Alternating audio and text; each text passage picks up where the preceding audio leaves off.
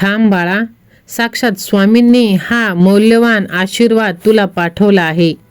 तो न घेता पुढे जाण्याची तू चूक अजिबात करू नकोस. होय बाळा, तू बरोबर ऐकलं आहेस. बाळा, जी नाती तुझ्या आत्मसन्मानावर वार करते ती नाती तोडणं हे आवश्यक आहे. तुझं प्रेम, आपुलकी, स्नेह सगळं आहे, पण जर कुणाच्या वागणुकीमुळे तुला स्वतःला त्रास होत असेल, लहान वाटत असेल, तर ते नातं योग्य नाही. जे लोक तुझ्यावर खरं प्रेम करत नाहीत ते तुला सतत कमीपणाचं वाटू देतील. म्हणून कोणाच्या चुकीच्या नजरेत स्वतःचं मौल्यवान अस्तित्व तू वाया घालवू नकोस. आत्मसन्मान, सेल्फ रिस्पेक्ट हीच खरी आयुष्याची शिदोरी आहे.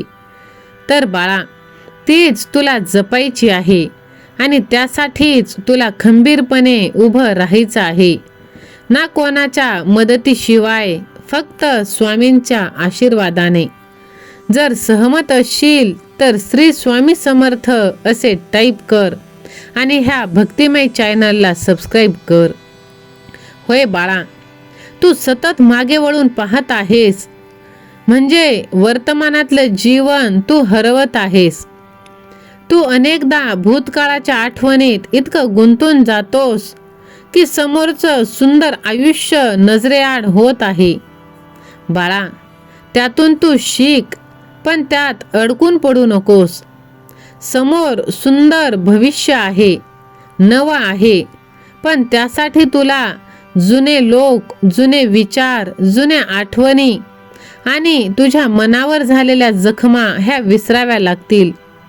जे मनातून गेलेत त्यांना मनातूनच काय, डोक्यातून सुद्धा काढून टाक.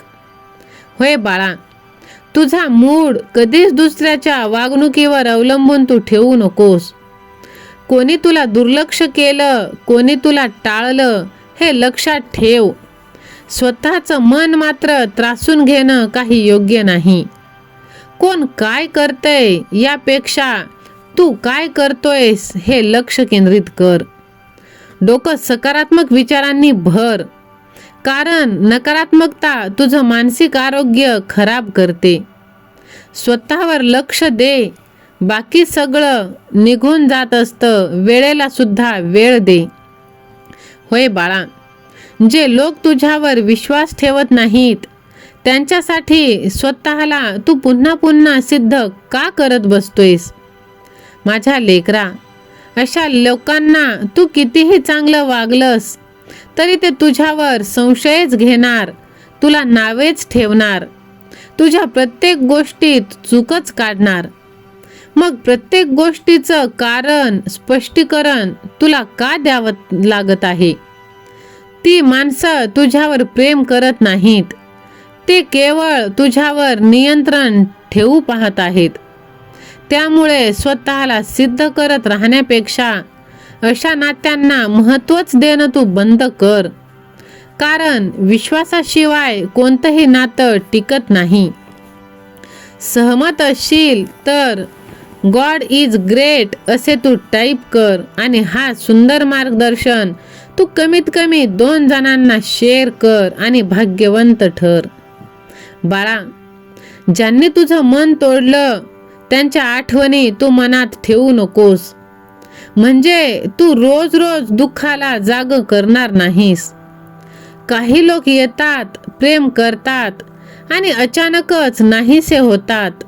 आपल्याला भरपूर असे अश्रू देऊन जातात, पण त्यांच्या आठवणी जपणं म्हणजे स्वतःला वेदनेत झिजवणं आहे. ज्यांनी तुमचं खरं प्रेम नाकारलं त्यांना विसरणं हेच तुमच्यासाठी योग्य आहे. आता स्वतःला त्या दुःखातून मुक्त करा आणि आपल्या स्वतःसाठी, मनासाठी मोकळा श्वास घ्या. बाळा, जे तुझं मौन समजत नाही त्यांच्यासोबत शब्द वापरणं व्यर्थ आहे. कधी कधी तू बोलत नाहीस, पण तुझ्या शांततेत खूप काही लपलेलं आहे. काही लोक ते समजून घेऊ शकत नाहीत आणि त्याला दुर्लक्ष करून ते पुढे जातात. मग अशांसाठी कितीही बोललं तरी काहीच फरक पडत नाही. म्हणून अशा लोकांना विसरणं हेच तुझ्या शांततेकडे जाण्याचं पहिलं पाऊल आहे बाळा. त्यांच्या जागी आता तू स्वतःला ठेव आणि स्वतःसाठी तू जगायला लाग. बाळा, जे लोक खोटं राग काढतात, अपमान करतात, त्यांना डोक्यात जागा देऊ नकोस. बऱ्याचदा लोक स्वतःच्या त्रासाचा राग तुझ्यावर काढतात, जणू त्यांच्या दुःखाचा तूच कारण आहेस. अशा नात्यांमध्ये तू स्वतः तुटला जातोस. त्यामुळे अशांच्या वागणुकीचा विचार करणं तू पहिले बंद कर. स्वतःला तणावात ढकलणं सुद्धा बंद कर. त्यांचं वागणं तू विसरून जा, स्वतःला मोकळं कर. मनात अशा विषारी आठवणी ठेवून चालणार नाही. स्वतःसाठी काही नाती तोडणं ही स्वार्थीपणाची गोष्ट नाही, ती स्वतःची काळजी आहे. आपण अनेकदा नातं तुटू नये म्हणून सहन करत राहतो, पण जर रोज ते नातं मनावर ओरखडे करत असेल तर ते तोडणंच योग्य आहे. शांततेसाठी, स्वतःच्या मानसिक आरोग्यासाठी काही लोकांपासून दूर होणं सुद्धा गरजेचं आहे. हे स्वार्थ नाही बाळा, हे आत्मप्रेम आहे. ते तुझं दुःख वाढवतंय, म्हणून तू त्यांना आयुष्यातून काढणं हेच भलेपणाचं आहे. आयुष्यात नाती हवीत, पण स्वतःची किंमतही जपली पाहिजे.